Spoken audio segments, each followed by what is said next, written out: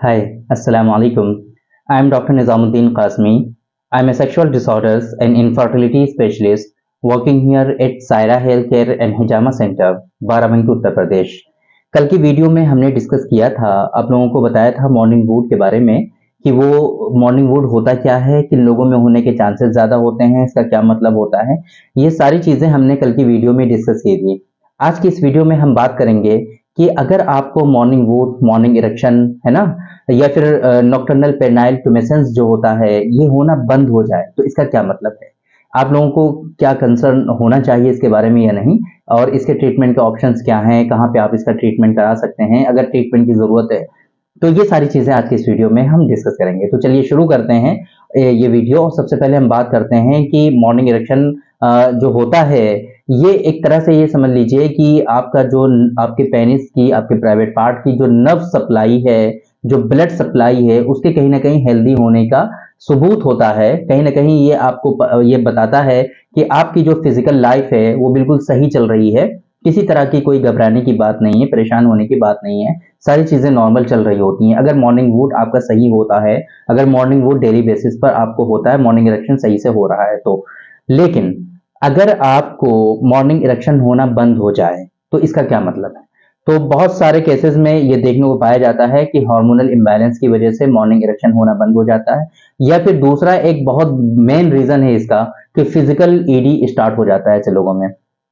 Physical ED means कि उनको जो है इरेक्टाइल डिस्फंक्शन कहीं ना कहीं होना स्टार्ट हो जाता है, प्रॉपर वे में जैसे इरेक्शन होना चाहिए वो इरेक्शन होना उनमें बंद होने लगता है। इस वजह से मॉर्निंग इरेक्शन भी उन लोगों में होना बंद होने लगता है। इसके पीछे के रीजंस क्या हैं, क्यों किसी शख्स में जो है ये ऐसी कंडीशन आती है, उसके पीछे के रीजंस की अगर हम बात करें तो अगर कोई शख्स का, किसी शख्स का बॉडी वेट जो है बहुत ज्यादा हो जाएगा, ओवरवेट हो जाएंगे वो, है ना, वेट काफी ज्यादा इंक्रीज हो जाएगा, तो ऐसी सूरत में उन लोगों में ये ईडी की प्रॉब्लम तो होगी ही, साथ साथ में उनको मॉर्निंग इरेक्शन का जो प्रॉब्लम है ये भी होने लगेगा। मॉर्निंग इरेक्शन उन लोगों में होना बंद हो जाएगा।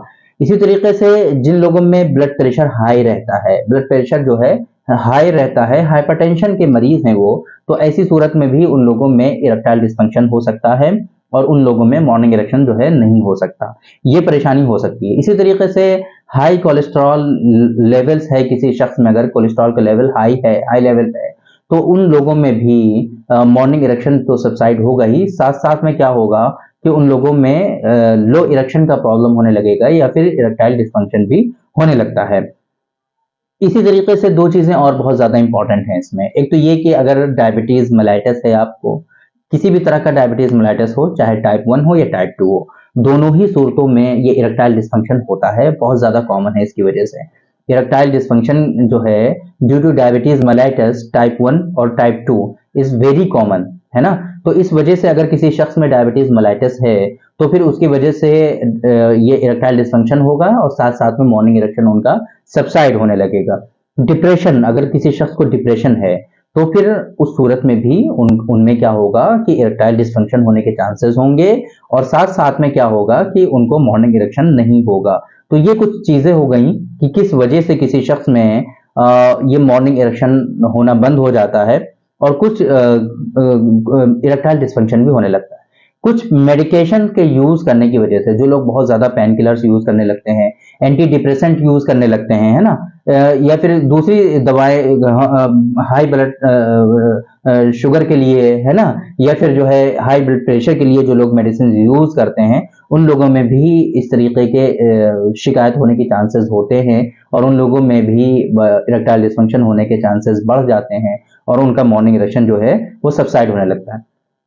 दो चीजें हैं, अगर ये चीजें आपके अंदर पाई जाती हैं तो आपको डॉक्टर से कंसल्ट करना चाहिए और उनसे मशवरा करना चाहिए। एक तो ये कि अगर बिल्कुल कंप्लीटली आपको मॉर्निंग इरेक्शन होना बंद हो गया है, मॉर्निंग इरेक्शन अगर होना बंद हो गया है तो फिर आपको इसके बारे में परेशान होने की जरूरत है और ये कहीं ना कहीं एक आपकी हेल्थ से रिलेटेड एक बिग साइन हो सकता है कि मॉर्निंग इरेक्शन आपको नहीं हो रहा है। तो ये हार्मोनल इम्बैलेंस की वजह से भी हो सकता है, फिजिकल ईडी की वजह से भी हो सकता है, जैसा कि मैंने आपको बताया, और उसके अंडरलाइंग कॉजेज मैंने आपको बताया कि बहुत सारे कॉजेज हैं जिसकी वजह से किसी शख्स में फिजिकल ईडी की प्रॉब्लम हो सकती है।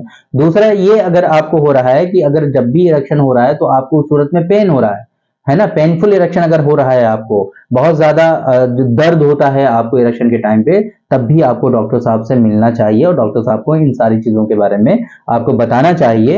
ये दोनों जो है कंडीशन आपकी जो है मेडिकल से रिलेटेड हो सकती हैं और ये जो है पैथोलॉजिकल कंडीशन हो सकती हैं। इन लोगों के बारे में आप लोगों को जानना चाहिए। तो आप लोगों को समझ में आ गया होगा कि ये जो मॉर्निंग इरेक्शन होता है, मॉर्निंग वूड होता है, ये बिल्कुल नॉर्मल होता है और ये आपकी समझ लीजिए कि जो नर्व सप्लाई है आपके प्राइवेट पार्ट की, आपके पेनिस की, या इसी तरीके से ब्लड सप्लाई जो है उसका नॉर्मल होने को बताता है, आपके हार्मोन्स लेवल को के नॉर्मल होने को बताता है, आपका आपके जो पावर है, आपके अंदर का जो स्टेमिना है, वो सारी चीजें हेल्दी होने को बताता है।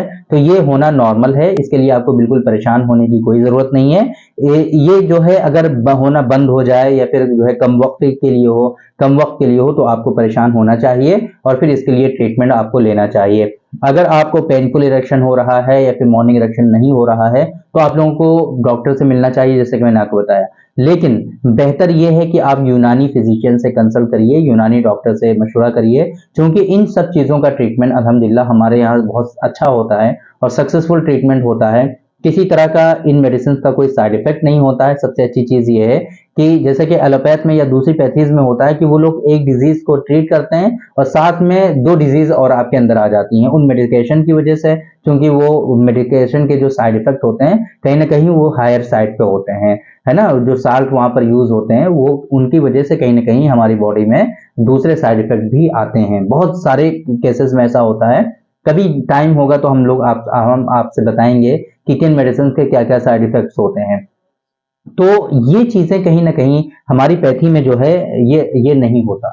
हमारी पैथी में ऐसा नहीं है कि अगर आप एक डिजीज के लिए ट्रीटमेंट ले रहे हो तो दूसरी डिजीज आपको उसके सदक़े में मिल जाएगी, उसके जहत आ जाएगी, ऐसा नहीं है। हाँ, ऐसा जरूर होता है यूनानी सिस्टम ऑफ मेडिसिन में कि अगर एक डिजीज के लिए आप ट्रीटमेंट ले रहे हो तो उसके साथ में दूसरी डिजीज भी ऑटोमेटिकली आपकी क्योर होने लगती है। क्यों? इसके पीछे का रीजन आप लोगों को पता होगा, याद होगा कि मैंने आप लोगों को बार बार बताया हुआ है कि यूनानी सिस्टम ऑफ मेडिसिन में हम लोग सिम्टोमेटिक ट्रीटमेंट नहीं करते हैं। हम लोग यूनानी सिस्टम ऑफ मेडिसिन में सिस्टमिक ट्रीटमेंट जो होता है वो फॉलो करते हैं। तो आपकी बॉडी का जो एक निजाम है, आपकी बॉडी का जो एक तरह से पूरा सिस्टम है, उसको ठीक करने की कोशिश करती है ये पैथी। तो इसके इसके यही ज्यादा इसके फायदे हैं। तो आप लोगों को अगर इस तरह की परेशानियां हो तो यूनानी सिस्टम ऑफ मेडिसिन में कंसल्ट करना चाहिए और यूनानी फिजिशियन जो बहुत एक्सपर्ट हैं आप उनसे कंसल्ट करिए, उनसे मशवरा करिए। अगर आपके यहाँ नहीं है तो बिल्कुल परेशान ना हो। आप लोगों को तो पता ही है कि हमारा ऑनलाइन कंसल्टेशन पूरी दुनिया के लिए अवेलेबल है, अल्हम्दुलिल्लाह काफ़ी फेमस है और पूरी दुनिया से हमारे पेशेंट हैं, पूरी दुनिया से हमारे जो पेशेंट हैं वो हमसे कंसल्ट करते हैं और ट्रीटमेंट भी उनको बाय कोरियर पूरी दुनिया में डिलीवर किया जाता है।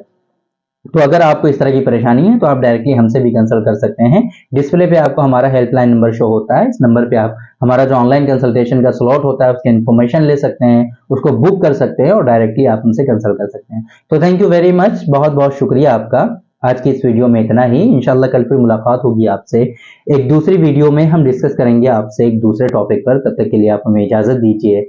अस्सलाम वालेकुम।